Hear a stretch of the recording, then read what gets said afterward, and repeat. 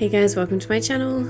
If you're new here, I'm Lisa, a colour pencil artist, a mum, and I create in-depth tutorials over on Patreon. Today I'm giving you a sneak peek into one of my Patreon tutorials where we draw this beautiful stag. In this shorter look, I'll walk you through how I create these smooth, realistic antler textures, and we'll also be building up some of the fur around the face. So let's jump right in. If you want to follow the real-time tutorial with the reference photo, material list, and liner, you can find it over on my Patreon. Now let's get started.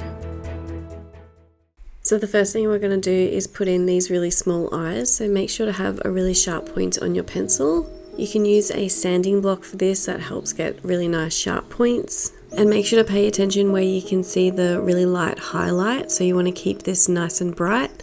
That's what's going to make it look nice and realistic when you have that little highlight there. So when you're working with colour pencil, we need to work from light to dark. So you can't put light colours over the darker colours.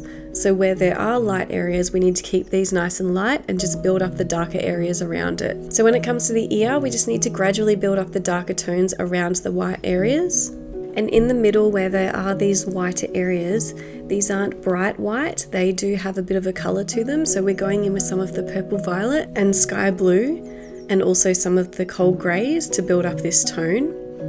For the fur on the head, we go in with our base layers of the warm grey one, ivory, and then start to glaze in some of the colours you can see. This is why this hair takes so long, because there's so many colours that you can see and we're mixing them all together. And then you can start to go in with your darker colours, like the dark sepia, burnt umber, and finally the black. Making sure to have a really sharp point on your pencils will help to get all of those little details in. I'm making some good progress through this stag. I'm really liking the eyes so far. I think they look good, and like the softness of the fur and all of the different colours going through, I think it looks pretty good. So next we're just going to get started working on some of the antlers. So again, we'll just be breaking it down, starting at the left hand side and then completing like one little bit at a time. So for the antlers, the way we're going to tackle this is just to complete one little section of the antler at a time. Make sure to erase each section of the graphite as we go, because you will be able to see that coming through, because some of these sections are very light. And we're still going to be using all of the same colours we've been using throughout the face and the ears, which is the sky blue, purple violet, and we're going to add in some of the caput mortuum violet, starting with our base layers of the cold grey one, warm grey one, ivory, beige red, and then getting darker at the end with our black, dark sepia, cold grey 6, and burnt umber. In the tutorial, we'll also talk about how to put in these little details in the antlers, so making sure to have a really sharp point on your pencil. We put in a little dot on the page and then sweep our pencil up and down from that, using the very tip of the pencil, sort of wiggling your pencil, making all of these little details. So having a faster look at the tutorial, you can see how we start with our base layers, add in all of the mid-tones like the purples, blues, pinks and oranges, and then start to go in with some of our darker tones and add all of those little details. Blending back over with your warm grey one, cold grey one, or even using the white pencil will also help to get that nice smooth finish that you want from an antler. And then it's just a matter of going through and completing the same thing on the other set of antlers, making sure to pay really close attention to your reference photo where you can see all the light and dark sections. But if you feel like this explanation is going far too quick for you, remember this is a full real-time tutorial on Patreon. You get given the reference photo line art material list, and it is available for individual purchase if you're not wanting to get a monthly subscription. But with a monthly subscription, you will get access to over 60 different tutorials, access to vote in our monthly polls, able to join our Facebook group. And this is the tutorial that we completed last month of this really colourful sun conure. The links will be in the description. Working on the nose was really fun. I started with a dark sepia pencil and just started to map out where you can see all of the darker sections on the nose, and also mapped in where we can see the mouth. I went in with a white waxy pencil to put down a wax resist and then start to go over with some of your base layers. Again, we're still building in exactly the same colours, so the purples, the blues, the pinks, and then getting darker with the dark sepia, the black, burnt umber, blending it down always with those mid-tones, and then going in at the end with a white waxy pencil to put in a couple of those little dots to give a bit of highlight. So now that we've got some of the animal in, we can start to judge the values and see where we need to get darker and lighter. So this helps when putting in the mouth and the muzzle, making sure to use cold greys and warm greys and the mid-tones to darken where you need to, and doing less layers where the lighter sections are. So the part that's going to take the longest amount of time and that's going to be the most difficult on this piece is all the fur underneath the neck, on the chest, and on the body of the animal.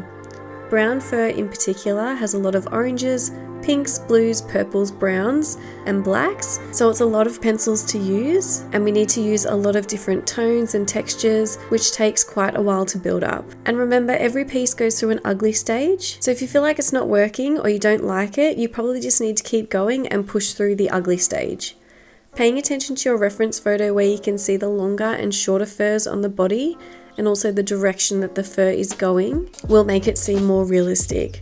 So as the fur goes down the end of the body, it goes off to the left hand side, and the chest, it goes towards the bottom of the piece. So we want to make sure that we're doing smaller or longer pencil strokes depending on which section we're working on.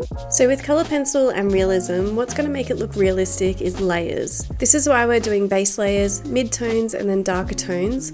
All of these different layers, including the different colours we're using, the fact we're using sharper strokes and blunter shading, will also help with the thickness of the fur, making it seem more realistic. The fur texture can be quite tricky to put in, so what you want to do is use a really sharp point on your pencil, put the pencil on the page, and then flick it off in the direction that the fur is going. So you want to make sure you have a thicker base to the fur line, and then as you flick it off, it tapers out and gets thinner to create a fur stroke. So here we're beginning this section by putting down some base layers and going in with the mid-tones, which is holding our pencil on the side and glazing these colours down. And then we can start to go in with a sharper point on our pencil and put in all of these little fur lines.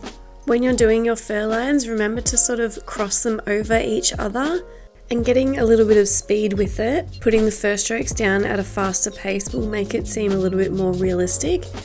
If you're doing them all straight like little soldiers in a line, it just won't look realistic, so it's good to sort of cross them over each other, do some in the direction of the fur and also against the direction of the fur. And you can see by building up all these different layers of the mid-tones, the base layers, and then these final darker layers of fur lines, it begins to look more realistic.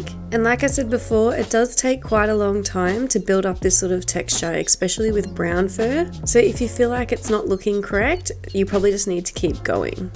But remember, this is a full real-time tutorial on my Patreon, so if you're stuck with this, you can always head over there and get step-by-step instructions of how to complete this.